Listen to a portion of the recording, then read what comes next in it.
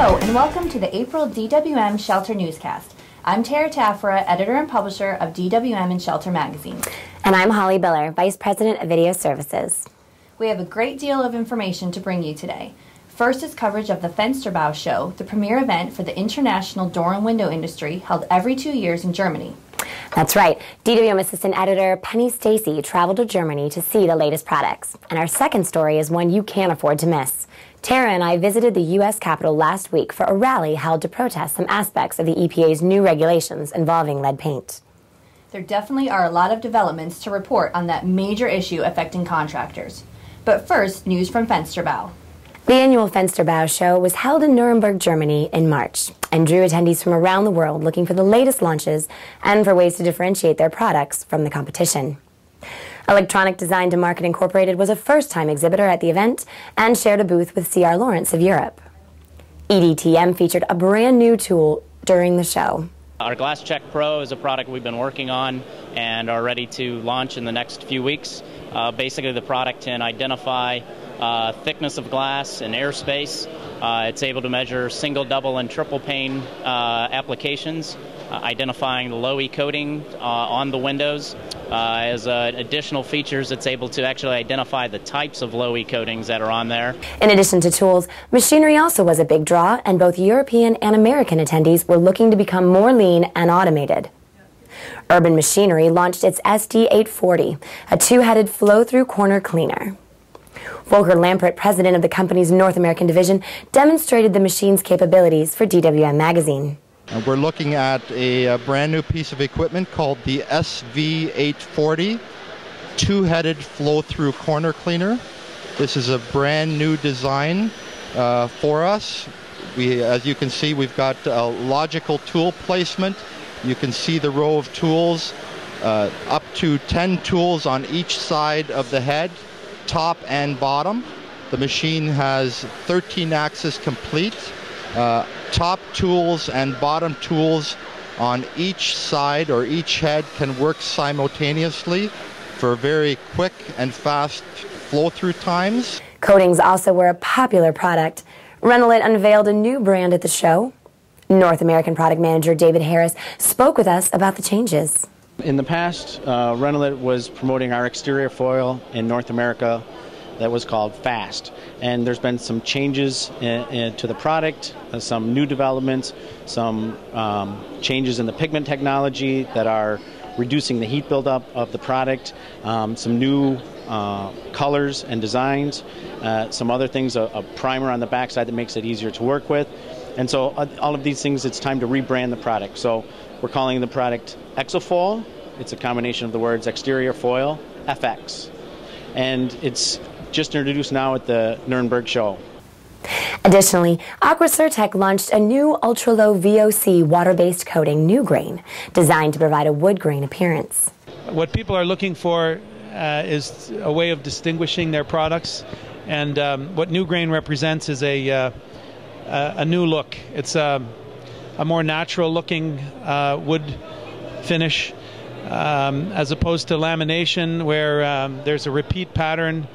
The lack of repeat pattern, as well as the ability to change the grain look on different faces. Brawl pointed out these products like this one offer companies an opportunity to differentiate themselves even in a down market. The next Fensterbau show will be held March 21st and the 24th, 2012. Now for the latest news involving lead paint and reports from the rally that happened last week in Washington, D.C. A group of Long Island contractors who are members of the National Association of the Remodeling Industry organized a rally in front of the Capitol on April 15th to call for some changes to the EPA's lead-based paint renovation, repair, and painting program. The group would like the EPA to preserve the opt-out rule so homes built prior to 1978 where no children under 6 or pregnant women reside can opt out of the lead-safe work practices if they so desire. They are also asking that the April 22nd implementation date be delayed so more contractors can be trained. Doug Durbin, owner of Double D Contractors in Hicksville, New York, and Dave Hauser, owner of Daystar Windows in Farmingdale, New York, were integral in the planning of this event and getting the word out on this important issue. Well, we're here for the safety of kids, obviously, the homeowners' kids and our contractors' children when they work in a home. We don't want them going home and contaminating them. So we're not totally against the EPA law, but the problem is it needs to be postponed because not enough contractors have been trained. According to the EPA's latest numbers, it's 100,000, and that's nowhere near their goal of 250,000, and that's nationwide. There's 100,000 contractors in New York alone. So you can take that as a percentage of what's going on throughout the country. They haven't done their job. They have not educated the consumer, they have not educated the contractors, and they have not educated the licensing agencies, i.e. Consumer Affairs, who gives us our license in Nassau County. They knew nothing about this. We don't want to not follow the law. We don't want to risk losing our licenses or getting fines or going out of business because of this law. So that's mainly why we're here. Many people in the industry have talked about these lead paint laws and how they will attract the attention of the legal industry. And Hauser pointed out that this has already occurred. It's a nice feeling to know that Rutgers Law School has us in their thoughts. Why? On the internet, they're announcing a symposium April 23rd, the day after the law comes into effect. And the symposium directs practitioners or lawyers to attend the symposium. The subject of the symposium is for practitioners to become familiar with the EPA law. To make it very simple, we're on their menu. Other speakers included Jim Lett, owner of ABE Windows and Doors, and VECA Director of Engineering Kevin Seiling, who represented the American Architectural Manufacturers Association. The saddest part of this entire rule is it will affect middle Americans the most. Estimates are that there's 129 million homes in the U.S., and of that 129 million, 76.5 million, or about 68%, were built before 1978. These are generally smaller homes occupied by middle Americans. Most of these homes probably have windows and doors that are single glazed, or if they're insulated, they probably have clear glass in them. Window replacement can save energy, and I know that's what the EPA stands for, saving energy. The window manufacturing industry also was represented by various members of Pennsylvania's Gorell Windows and Doors. Charlie Dorsey was very involved in the planning of the event and is committed to educating the industry on this issue. We recognize that there's a lot of industry organizations that have had a parallel effort. And really amazingly, we all have the same message for the EPA, but through the process of negotiations, we're really getting nowhere. They're thumbing their nose at us. We'll get back to you, and they're giving us the word that they're going forward with implementation anyway. So we feel it's necessary that, as Americans, we need our voice heard, and no better place than here at the Capitol to do that. The purpose of the rally was to get congressional members to listen to the industry as to how this will vastly affect their businesses, and at least one congressman attended a portion of the rally and vowed to get the EPA to make some changes. I